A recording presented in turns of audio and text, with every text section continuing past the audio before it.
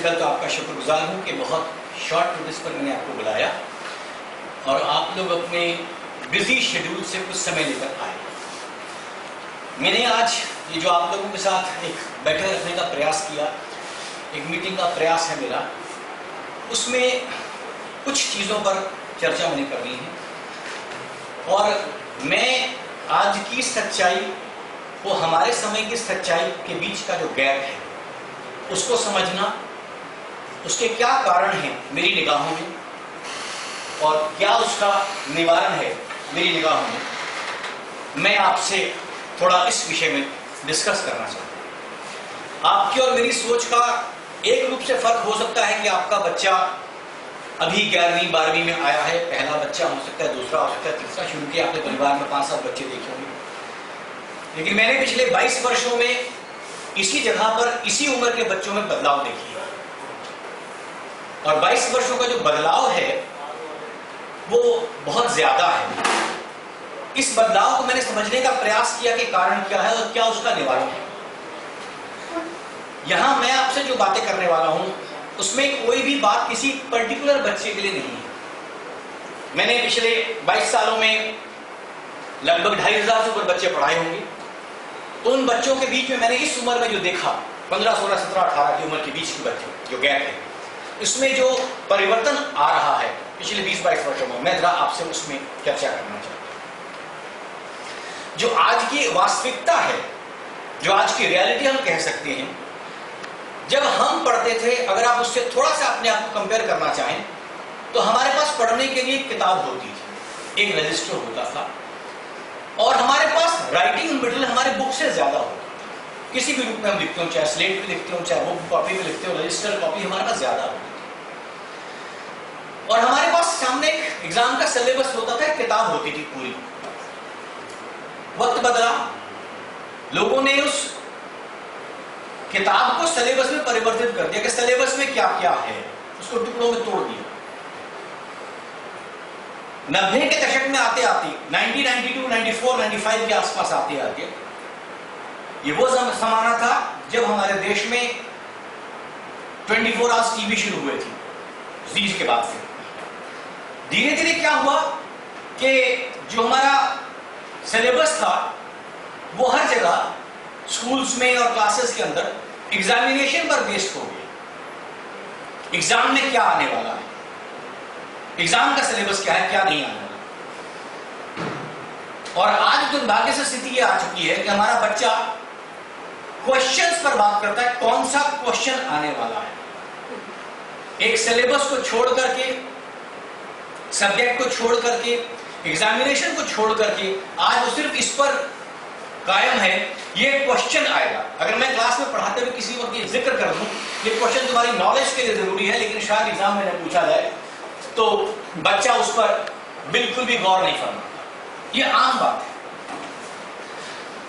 ये जो परिवर्तन हमारे बीच में इतने वर्षों में आया कि जो बच्चों ने एग्जाम के सब्जेक्ट से अपने आप को सिलेबस से क्वेश्चन पर तोड़ दिया, ये 15-20 वर्षों का फासला हमारे लिए बहुत बड़ा होता है। दूसरा, जब हम पढ़ते थे हमारे पास एक रिवीजन की हैबिट होती थी।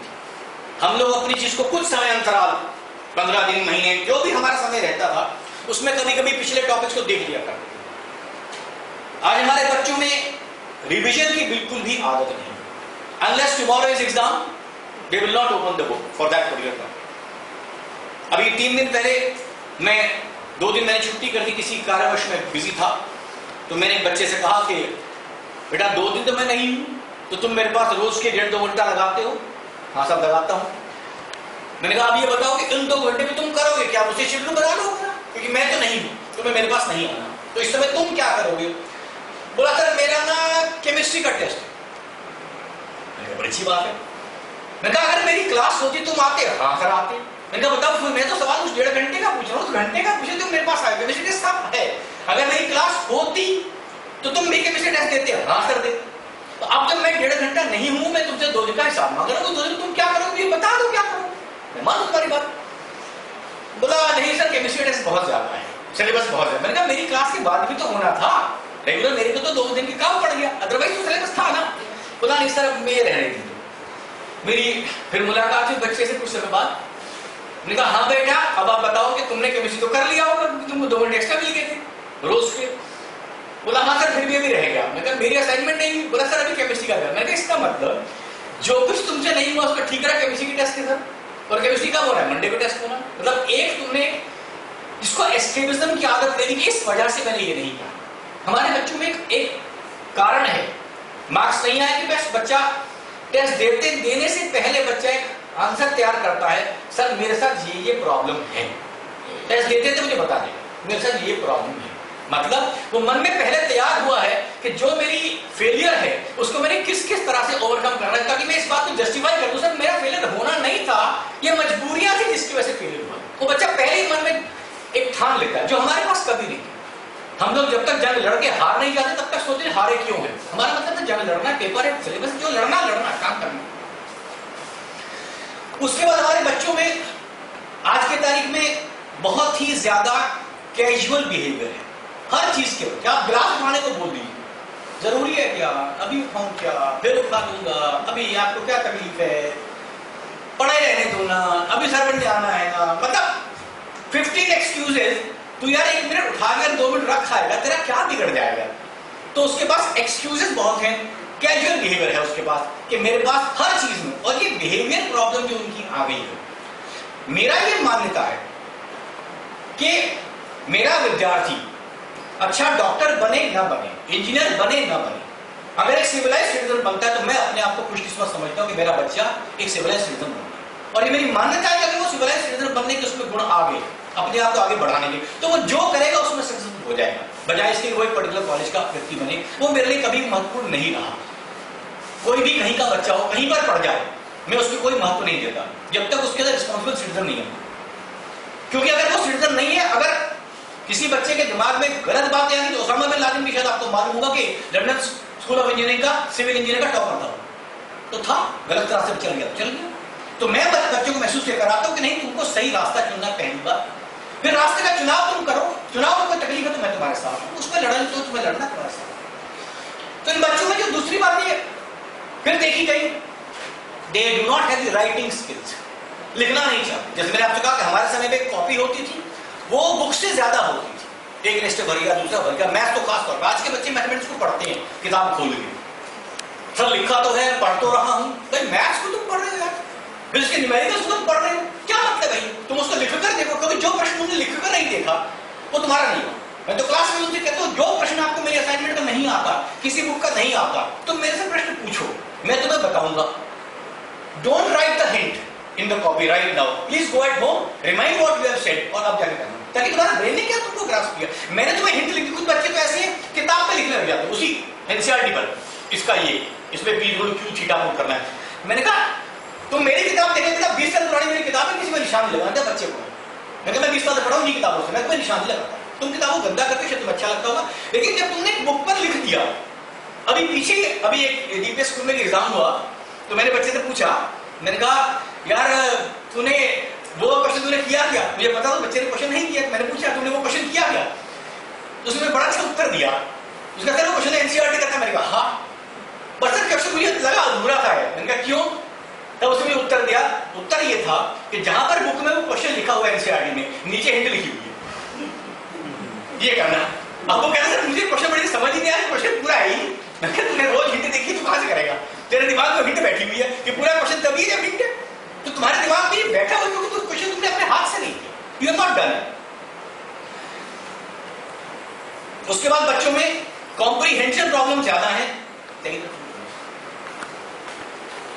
they cannot comprehend the questions,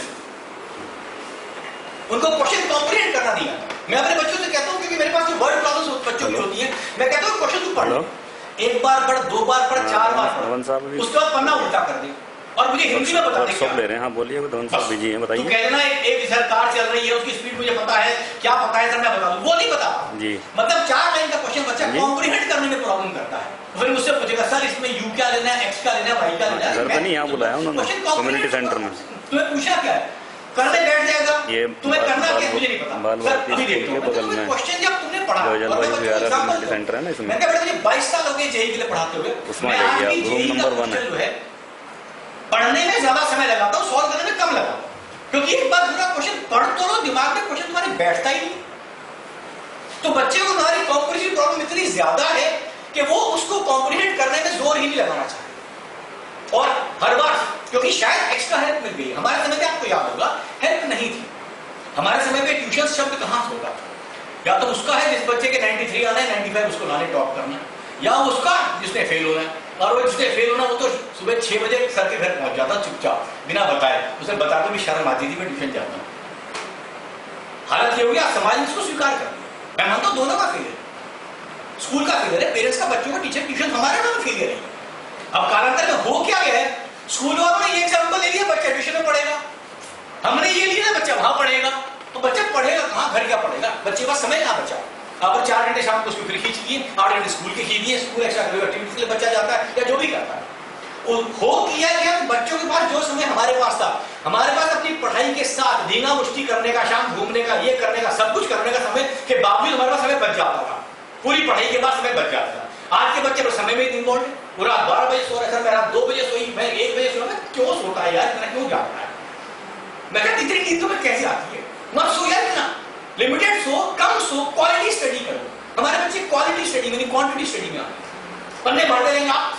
मैं कहता तू छोड़ दे, मेरी कोई सर आपकी असाइनमेंट लंबी है, तुम एक काम करो, मेरे टेस्ट में मार्क्स ले आओ, सारी असाइनमेंट ये चला दे, मैं असाइनमेंट तेरे को दूंगा ही नहीं, क्योंकि अगर तू टेस्ट में मेरे मार्क्स ले काम खत्म, मुझे क्या लेना है। लेकिन अगर तू टेस्ट में मार्क्स नहीं लेता, तुम्हें को सवाल है ना कि अब नहीं आया तो क्या रास्ता चुनूं, तेरे से ज्यादा कराऊं, तो 2 घंटे और बिठाऊं, 4 टेस्ट और दूं, ये सारे रास्तों का जन्म तब होता है जब आपकी परफॉर्मेंस नहीं है। परफॉर्मेंस अगर आपकी है तो मुझे कुछ नहीं कहती, क्या इच्छा करो, मुझे क्या कहती है, तुम असाइनमेंट एक ही बात करो, तू घर में मत बिल्कुल मत पढ़, मुझे क्या कहते हैं, कंप्यूटर में गेम खेल।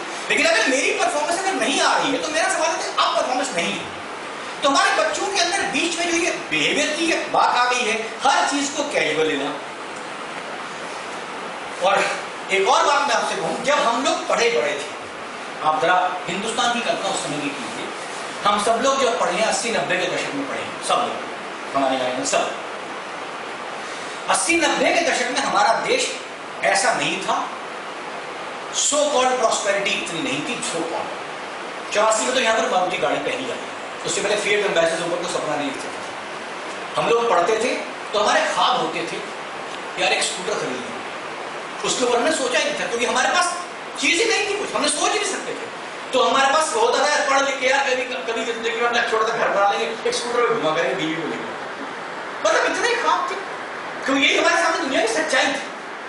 अब ग्लोबल वर्ल्ड बनता है, तो पिछले 20 सालों में हमारे देश ने जो तरक्की करी है तथाकथित, उस तरक्की में जो प्रगति आई है, उस प्रगति की गति ने जो नुकसान दिया है वो ये कि हमारे बच्चों के पास आज कोई ख्वाब नहीं है। क्या नहीं है उनके पास? आज गाड़ियां उनके पास है, मोबाइल उनके पास है, बढ़िया थोड़े लैपटॉप उनके पास है, उससे पूछो तो कमा के करेगा क्या, उसके पास आंसर नहीं है, because everything is already enjoyed. हमारे समय में हमारे पास ख्वाब, क्योंकि वी नेवर हैड, हम सब उसी चीज को बिलोंग करते हैं, हम लोग उसी स्थिति से पैदा हुए, हमारे पास वो चीजें नहीं थी। तो हमारे पास एक ख्वाब से कुछ करना, हमारे पास मोटिवेशन एक चीज था कि इस वजह से मुझे करना, अगर मैंने नहीं किया मेरा क्या होगा, मैंने नहीं किया। आज हमारे पास स्थितियां ऐसी आ गई, मीडिया ऐसा आ गया, 3 इडियट्स पिक्चर मैम ने जिक्र किया, बिल्कुल ऐसा आ गया जिसने बच्चों को दिखा दिया पढ़ लिख से बिना पढ़े भी बहुत अच्छी है, वो भी अच्छी है, वो भी अच्छी है, इसका भी हो जाएगा, इसका भी हो जाएगा। ये जो बच्चे के दिमाग में, हम एक तरफ कहते हैं आज हमारे बच्चों को तो ऑप्शन बहुत है, लेकिन उन ऑप्शंस के साथ हम बच्चों को ये कहना भूल जाते बेटा जितने भी ऑप्शन है बिना संघर्ष किए कुछ नहीं मिलने वाला। ऑप्शन तो बहुत है, बकायदा मान लिया, पहले 20 महीने थे, 200 नहीं होगी, लेकिन बेटा ऑप्शंस के लिए संघर्ष करे बिना कुछ भी नहीं। तो हमारे बच्चों को जो ये प्रॉब्लम उनके बीच में आई, जो मोटिवेशन बिल्कुल लगभग समाप्ति के स्तर पे, क्यों पढ़ना चाहते हो, क्या करना चाहते हो? बच्चा आता है मेरे पास, मैंने कहा क्या करना चाहते हो? Sir engineering. क्यों करना चाहते हो? मेडिकल। क्यों करना चाहते हो? ऐसी सर कुछ तो करना है ना। मैं तो कुछ तो करना है, क्या बात है, तुम्हारे मन में ख्वाब होना चाहिए, तुम्हें ये करना है, तो तुम्हारे मन में ख्वाब है, कोई विचार है, कोई विचार नहीं, इतना हो जाए बहुत, इससे ऊपर सोच नहीं। ये जो बच्चों में मोटिवेशन की प्रॉब्लम आई है, ये एक बहुत बड़ा फैक्टर है बच्चों की परफॉर्मेंस। फिर हमारे बच्चे, आपको पता है, लास्ट मिनट प्रिपरेशन पर जिंदा है, कल एग्जाम है तो आज रात खाली कर दो, कोई दिल में दर्द नहीं, पूरी रात जगा दो, कल पेपर है, अरे भाई तू 3 दिन पहले पढ़ ले। मैंने उसको कई बार बच्चों को एग्जाम्पल दिया, तुम कभी शादी वाले घर में जाओ, शादी वाले घर में आम बात नहीं, कुछ बातें तो लड़की की डोली उठने के बाद ही खत्म होगी सर, तब तक तो मेहनत करनी है। जब लड़का बड़ा घोड़ी चढ़ जाएगा तब तक काम करना ही करना, क्योंकि कुछ काम घोड़ी के काम है, मतलब जब तक वो घोड़ी लड़का चढ़ गई तब तक वो काम उस वक्त हो नहीं, पहले हो नहीं सकते, आप कुछ नहीं कर। लड़की डोली जब जाएगी तब तक सारे काम करना ही करना है, उसके बाद ही आप आराम होंगे ना। तो बेटा कुछ काम तो लास्ट मिनट के होते, लेकिन जो काम लास्ट मिनट के नहीं है वो तो पहले कर सकते हो, उनके अंदर वो आदत है। एग्जाम को कैसे बोल दीजिए, पहला ही शब्द टेस्ट का होगा, पहला ही शब्द क्लास में मैं टेस्ट बोलूंगा, अच्छा बच्चों अब तुम्हारे टेस्ट का समय है। सर कितने टॉपिक कर लोगे? देखो 6 टॉपिक पढ़ा दिए, 6 का दे दी। सर ये तो बहुत ज्यादा हो गया। मैंने कहा जब मैंने ये पढ़ाया तो आया, हाँ। मैंने कहा असाइनमेंट कर ले, तूने करी, हाँ। जब मैंने तुझे पूछा डाउट बचा, तूने कहा ना सर कोई डाउट नहीं बचा, अब फिर टेस्ट दे दे। मैंने सारे मौके दे दिए,